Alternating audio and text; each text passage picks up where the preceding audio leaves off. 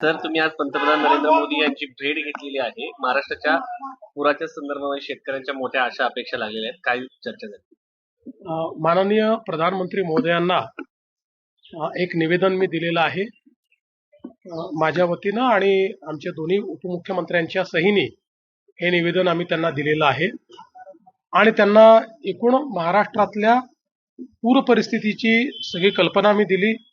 कशा पद्धतीचं नुकसान झालेलं आहे त्या संदर्भात सांगितलं आणि त्यांना ही विनंती केली की आम्हाला NDRFच्या माध्यमातून भरीव मदत करा आणि जेवढी जास्तीत जास्त मदत करता येईल तेवढी मदत आपण करावी.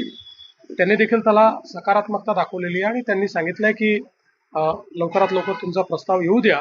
तो प्रस्ताव आला की आम्ही त्याच्यावर कारवाई करू आणि जेवढी जास्तीत जास्त मदत करता येईल ती मदत करण्याचं आश्वासन देखील माननीय प्रधानमंत्री महोदयांनी त्या ठिकाणी दिलेलं आहे.